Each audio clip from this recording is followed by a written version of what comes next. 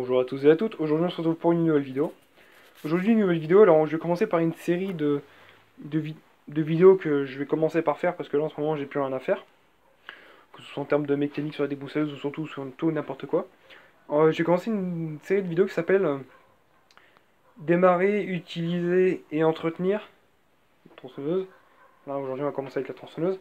La prochaine vidéo ce sera la déboussoleuse. Après on fera le McCulloch. Et après on fera la Wolf. Ou alors, au pire, on fera tronçonneuse, maquillage, enfin, voilà. En gros, faut faire les 4 machines.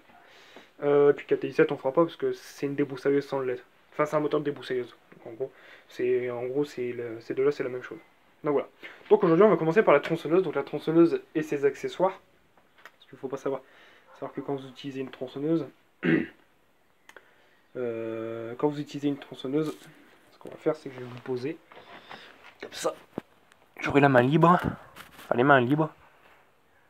Logiquement, la netteté devrait se faire. Et voilà. Quand vous utilisez une tronçonneuse, attendez, on va faire ça. Quand vous utilisez une tronçonneuse, vous avez des accessoires de deux pays. Vous avez les manchettes que vous mettez là, qui sont anti-coupure. Il faut éviter de vous couper les bras. Le pantalon anti-coupure, les godasses de sécurité, chaussures de sécurité. Et vous avez ça. Donc un casque intégral avec des anti-bruits, une visière et un casque. Que ce soit élagueuse ou tronçonneuse, vous en êtes pas dispensé. Bon, allez, je vais 37 ans, j'ai un casque. Et si vous n'avez pas ça, donc un casque visière, dans ce cas-là, vous utilisez un anti-bruit et une paire de lunettes. Dans ce cas-là, ça ira très très bien. Qu'est-ce que je peux dire d'autre en termes d'équipement Il me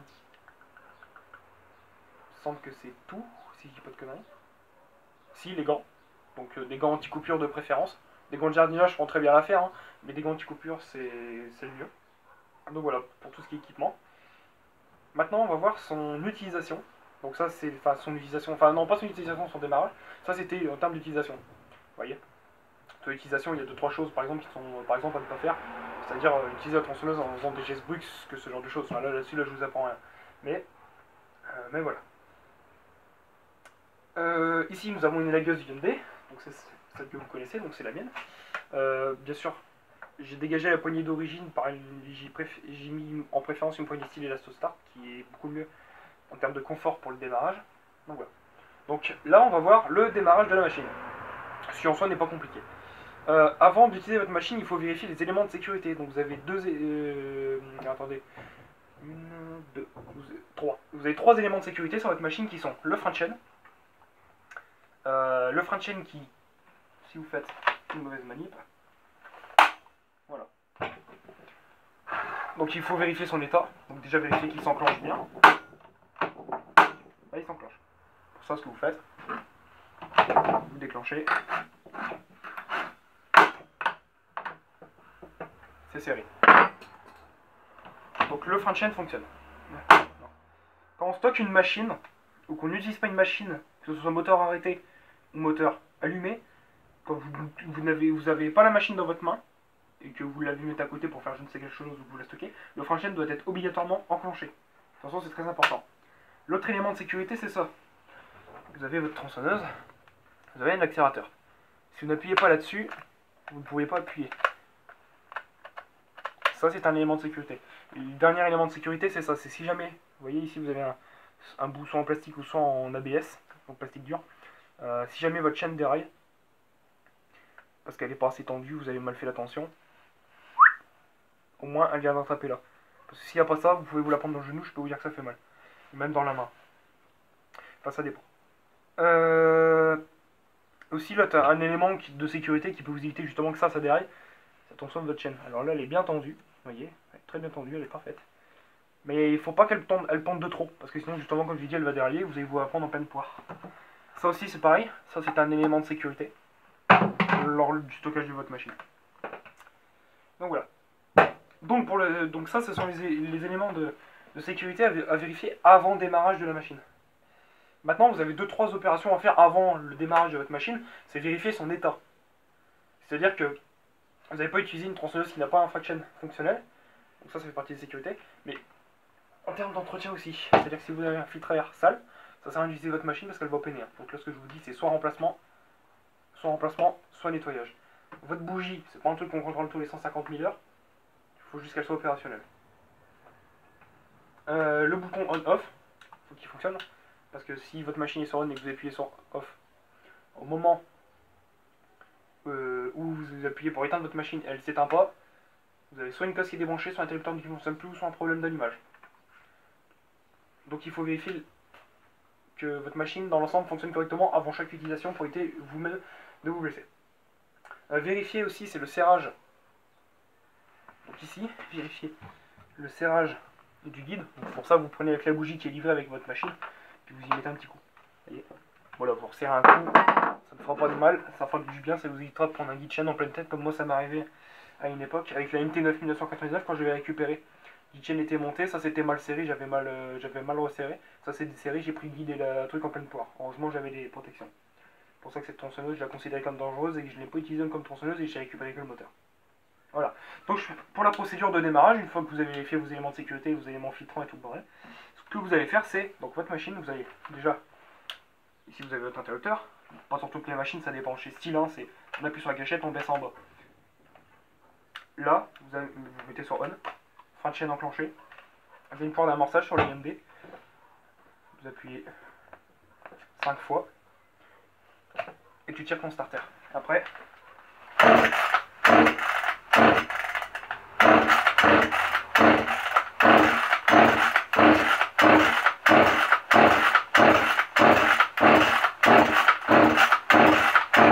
et ben alors,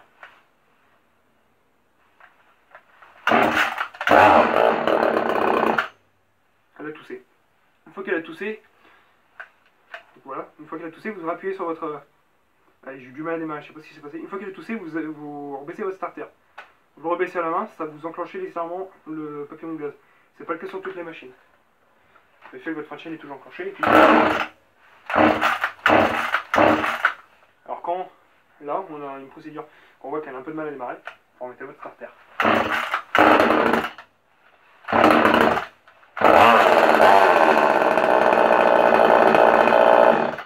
Voilà, bon, on va faire ça plus longtemps parce qu'on est un jour férié. Donc voilà, ça c'est... Putain, là j'ai faim. Ouais. Je vais lire un petit peu. Donc là vous avez la procédure de démarrage pour votre tronçonneuse. Donc ouais, on a bien vu que par contre elle n'a jamais démarré aussi mal, hein, je vous le cache pas. Ouais. Donc, c'est tout ce qu'il y a à savoir sur une machine. Bien sûr, ne pas utiliser une machine lorsqu'elle est en mauvais état, hein, ça de toute façon, ça je vous l'apprends pas. Comme je l'ai dit, vous vérifiez vos éléments de sécurité et tout à toi. Donc, ce que je vous disais, un anti-bruit, une paire de lunettes, si jamais vous n'avez pas de casque intégral. Puis une paire de gants. Moi, quand j'utilise la tronçonneuse, cette paire de gants-ci, qui est une paire de gants Stearwinds, franchement, elles sont très bien pour travailler, franchement, c'est le top. Et voilà. Que dire d'autre sur la machine? Démarrage d'utilisation, entretien. Ah oui, on va parler de l'entretien. Alors l'entretien, c'est assez simple là-dessus. Les seules opérations que vous allez avoir à faire là-dessus en entretien, c'est vérifier la propreté de votre crépine à carburant et de la crépine du réservoir d'huile. Vérifier l'affûtage de votre chaîne. Nettoyer votre tronçonneuse dans l'intégrale. Guide, chaîne, carter de protection, machine en elle-même. Vous pouvez même faire, c'est démonter le lanceur et nettoyer le lanceur au niveau du volant moteur et des ailettes pour faciliter le refroidissement. Et éviter que les ailettes se bouchent et donc le moteur fasse une surchauffe au moment de l'utilisation. Et à chaque démontage de votre guide chaîne, moi je vous conseille de retourner votre guide. C'est tout à fait possible, toutes les machines aujourd'hui en sont équipées, on peut retourner le guide. Pour la simple et bonne raison, je mets l'autofocus, pour la simple et bonne raison, ça évite que le guide soit utilisé que d'un côté. Et voilà, c'est un guide on le paye quand même. Et les dernières opérations qui convient, c'est un nettoyage du filtre à air, plus communément appelé cartouche filtrante ou élément filtrant. Donc, votre filtre à air se situe ici, donc il convient de le souffler ou de le remplacer s'il est trop sale. et la bougie se trouve ici. La bougie, vous la nettoyez. Pour le nettoyage, c'est très simple. Je vais vous montrer, donc je vais vous recaler.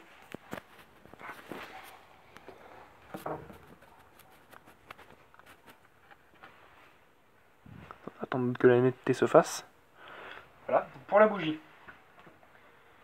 Vous avez une clé à bougie, en général quand vous achetez une machine, donc moi j'ai acheté quand j'ai acheté la Hyundai, vous avez une clé à bougie livrée. Ce côté pour serrer le guide, ce côté qui sert à démonter la bougie, et ça pour la tension de chaîne. Vous pouvez en servir par exemple pour régler votre carburateur. Celui-ci, pas un particulier comme moi, n'est réglable que par la vis de ralenti. Il peut y avoir les vis de richesse H et L, mais c'est des vis spécifiques. Donc, pour le nettoyage et le remplacement de votre bougie, c'est très simple. Voilà, vous y mettez votre clé à bougie et vous desserrez. Attention, des fois il y en a, ils ont tendance à serrer les bougies un peu fort. Une bougie, c'est pas plus de... Mais je sais plus le coupe de serrage, mais je sais que ça sert pas, vraiment pas fort. Votre bougie, elle est là, vous voyez. Hein. Bon, moi, elle est relativement propre. Il y a juste un peu de carbone, je vais l'essuyer. Mais en soi, elle est relativement propre. Voilà. Pour le remontage, donc voilà, c'est simple. Parce que par contre, un truc que les gens disent aujourd'hui, ouais, il faut vérifier l'écartement. Alors, je suis tout à fait d'accord. Vérifier son écartement de bougie, ça sert. Mais les machines ont quasiment tous le même écartement aujourd'hui. Et ça revenait au tuto des bougies que je vous avais fait il y a, je sais, 1 ou 2 ans. Où vous vérifiez l'écartement de votre bougie avec votre ongle. Alors là, elle est un peu trop serrée.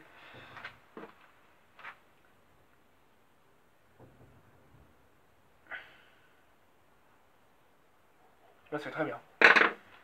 Voilà. Et donc, même si vous savez que votre machine démarre, ce que vous pouvez même faire, c'est pour être sûr de vérifier que votre allumage fonctionne bien. Si jamais vous n'avez pas accès direct à la culasse et que là vous avez du plastique autour, bah vous y mettez votre clé à bougie. Bien sûr, vous ne le mettez pas dans le trou du moteur, ça peut servir pour éviter d'abîmer votre piston. Vous connectez votre bougie dans votre antiparasite. Mets ta machine sur on. Tu tiens là comme ça, t'inquiète pas, tu vas rien te prendre. Et tu tires. Bien sûr.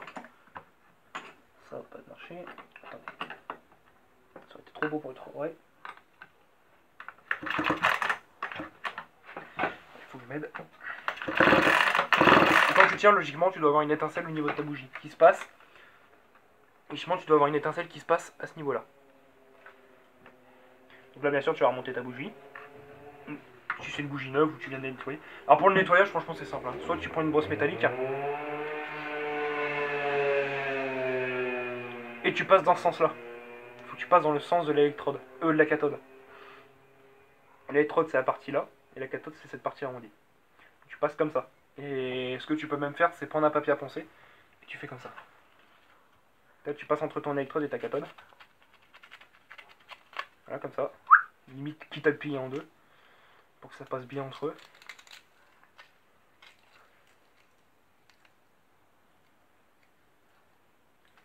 Même un peu trop plié.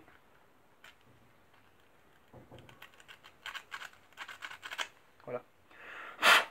Comme ça te fait un meilleur allumage, ton étincelle elle est plus nette. Et après t'essuies bien sûr pour éviter de mettre des trucs de papier à poncer tout le bordel dans le moteur, ça peut servir. Et puis après tu remontes ta bougie. Si jamais t'as pas envie de te casser la tête avec le nettoyage de ta bougie, tu peux en acheter une neuve. Mais je te conseille franchement de la nettoyer parce qu'une bougie... Une bougie certes ça coûte pas cher mais... Une bougie franchement c'est un truc, les gens les changent à chaque entretien. Alors qu'en vrai une bougie, voilà. Alors pour le serrage, une fois que tu es au contact à la main, donc tu vas la remettre à la main, tu vas l'approcher au contact. Une fois que tu as fait le contact, tu rentres ta clé. On y est. Terminé. Ni plus, ni moins. Voilà, je vais reposer ça. On va remettre le cache. Et maintenant, tu peux remonter. Oh putain.